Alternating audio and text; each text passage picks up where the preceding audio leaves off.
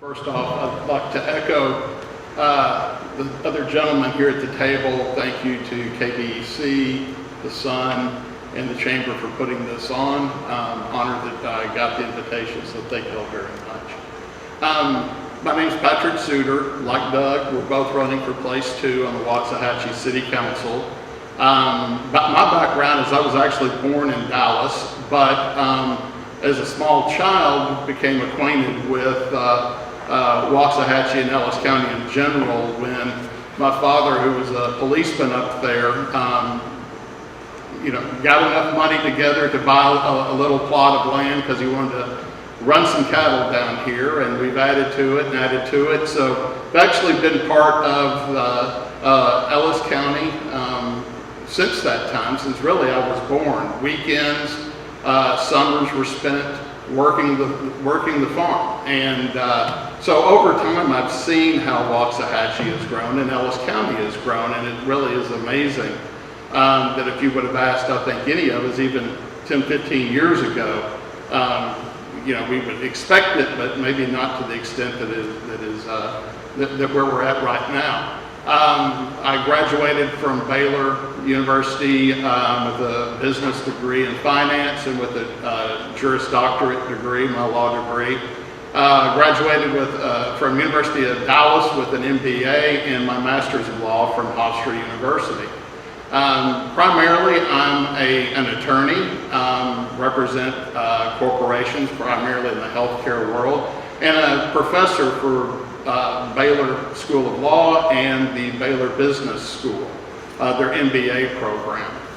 So with that, what I want to bring to the citizens here is that view of the way I represent businesses, what I've learned over time, and effectively it is to look at things and don't just say yes or no, but ask why.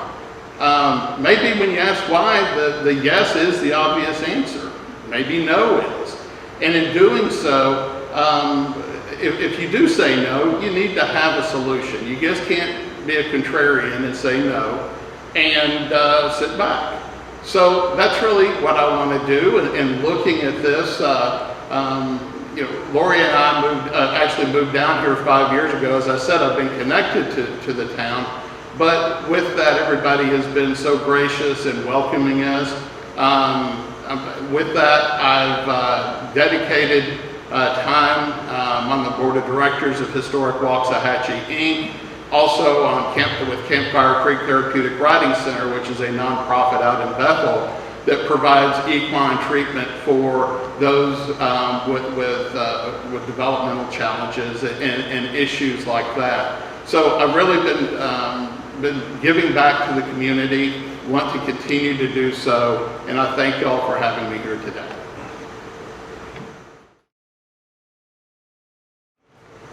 As the mayor alluded to, we've got a great place here. Everybody wants to come down here. We need to face that. Also face the fact that if you're in the Metroplex, they built west, north, and east, and so we're bound to get the growth. We're kind of the last frontier. With that, we need to recognize the fact that planning is imperative. Also, in looking at what we're doing, examining that, and I will tip my hat to the gentlemen here that are on the council, because I think that overall we're in a good position. My approach is we can always do better. And so when folks come up to me and ask me questions and say, well, what would you do about it? I would look into it just like I would any type of representation of a client or just general inquiry. What's there and can we improve? You can always improve.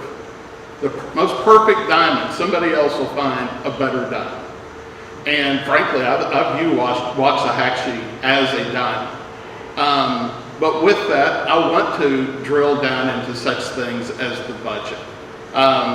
I actually, in preparation, or prior to the approval on the tax rate. I attended the public hearing that was available, and I commented on the variances and what I'd seen from what had been the projected budget and what essentially was where we were at the end of the day.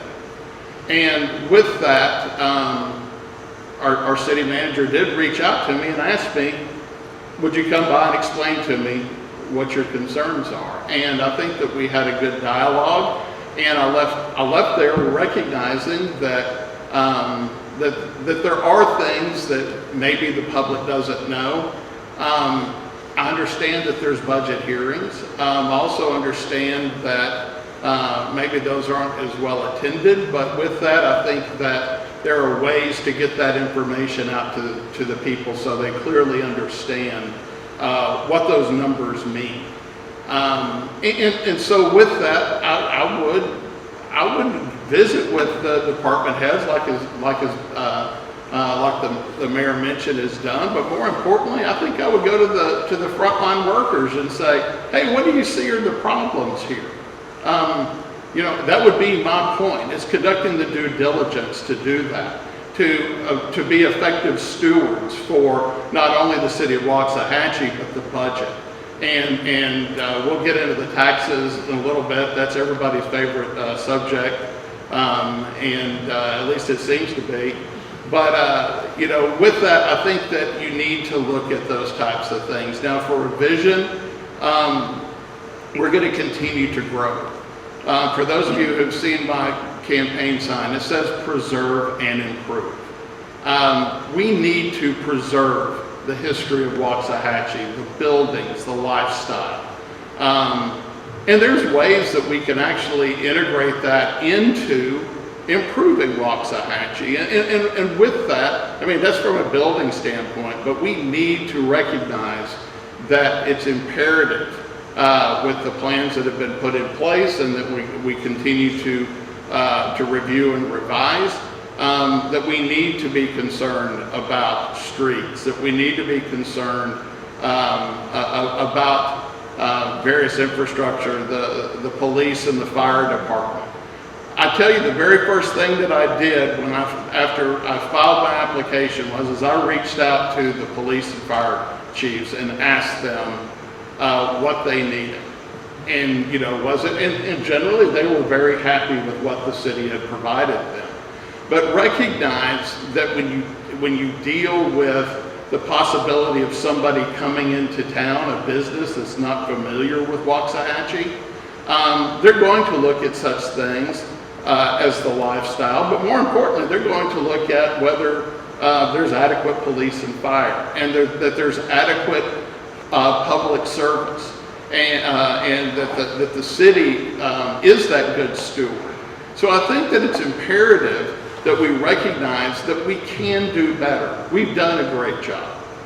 The council has done a great job, but we can do better. And if you think that we cannot do better, then you're just going to be stuck in neutral. And that's the reason why I think it's imperative that we go back and dig down and ask why we're doing things. Again, it may be 95% of the time may be the correct answer, but that 5% can trip you up. When you look at the city, I think that we need to expand on the idea of how we're going to manage this growth, because of the fact that we do have more people coming down. And with that, I think that it's a bright spot. I think we take that as a sign that we are doing things right down here, and be proud of it. So with that, I think you just have to recognize what people, getting quality people to come down here, getting quality employers to come down here that pays a good wage. That's important, because I will tell you, if you look at the difference between average median household income between us and Midlothian, we're $20,000 below Midlothian. So how do you play that off? If somebody asks you, why are you like that? We can do better. Thing that people need to recognize is that when you end up writing a check every year for your taxes, for your property taxes, there's two components. It's the tax rate and the property value. Okay, and it was great that we did drop the tax 2 cents, but ultimately, when you look at the city, county, and school district, everybody's paying more in taxes. Texas Constitution requires that every taxation be equal and uniform, and it be based upon current market value. And I think that we have an issue there as to determining current market value. Now, the city council can't do anything with the appraisal district, but we need to recognize that because of the fact that the taxes, what you end up writing that check at the end of the day is going up, that a bunch of it deals with what those appraised values are. And I can't, it's not a day that goes by somebody didn't say, well, I appealed it and they gave me 3 minutes and said, you know, glad you came by, and we'll see you later. See you next year when you appraise. In reality, the city and county and the school district need to have some dialogue with the appraisal district about truly what market value is. We are getting at a crisis point. The other day I was visiting with a gentleman that lives over in East Waxahachie, had his house for years. And he was in tears when he said, I don't know if I'm going to be able to pay my taxes this year. That's been a lifelong Waxahachie resident. So, you know, you have to look at it not only on the tax rate, but ultimately how the taxes are done. And with that, I'm going to go over to the idea of the tax incentives, abatements, and the like. Again, from a business standpoint, you have to look at it. What's your return on investment? If we shouldn't just jump at the first opportunity, as was alluded to. We need to look at the number of jobs. We need to look at what those jobs pay that will add to the tax base. But to say, I can't say that I would never do it, because if we get a sweetheart deal from somebody coming in and it's going to help out the city, we'd be foolish not to take it. But with that, I got to implore the city and other governmental officials to look at and start a dialogue with the appraisal district. And if you know, one of the parts that I mentioned is the taxation must be equal and uniform. I would be interested to see if the rates on some folks out there have gone up at the same rate as others, as your single homeowners. I've been told that there's verifiable evidence out there, but I can't prove that. That could be just somebody talking. But again, let's look into it. Let's look into it. Is it going to hurt us? We may find out that they actually are tax more. Then you'll be happy that somebody else is tax more. Finally, with the staffing, you know, when you look at it,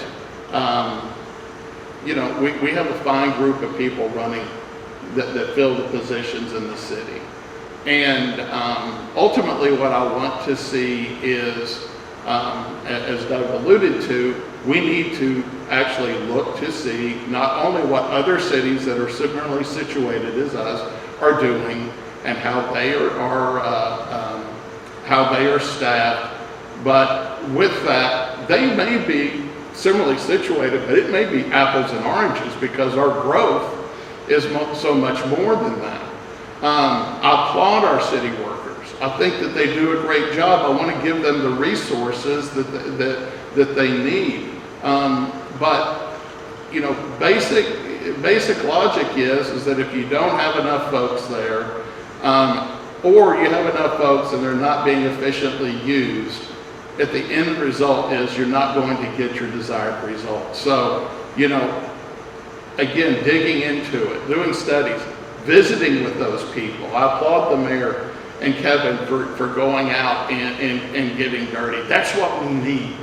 That's what we need. And so, you know, in some, it's a balancing act, but we can't we can't, going back to the first subject, we cannot keep this tax bill going up higher.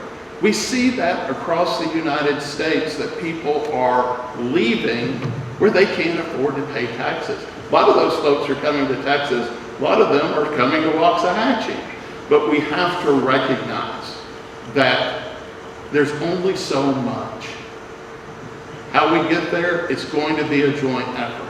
It's not just saying, we're going to do X. It is going to take a joint effort from all. Thank you, Judge Barnes. Patrick Souter. Again, thank you all. And also, thanks to everyone who's tuned in on Facebook and listening on the radio. So when Waxahachie is special to me. Plan to be here till the day I die. As I told Lori, my wife, when we were unpacking after moving down here, I'm never going to move again. One, because I love the place, and two, I hate to move and hate to unpack things. But, you know, with that, I think that the voters will see that I have a passion to ask that question, why? Relatively new. Again, moved down here 5 years ago, but actually have been in this county one way or the other since I was born. And I want to make it special. Frankly, I'm going to approach the job like each one of the citizens is a client of mine. As an attorney, I owe a fiduciary duty to you. I can ask those questions why as a professor, a law professor. I understand the financial aspects, not only from representing companies, but I forgot to mention, I'm a small business owner that owns a restaurant in the era of COVID, and we have found a way to stay open. That's saying something, and I want to take that experience in all of those areas and ask the question, why? I will not be one that says no unless I have a solution. And if it's best for Waxahachie, then I will go along with it. But I'm not beholden to anyone. I will be the person that will ask that hard question. I have the experience to ask that hard question. So I would appreciate your consideration of me for place 2 on the Waxahachie City Council. Thank you all again.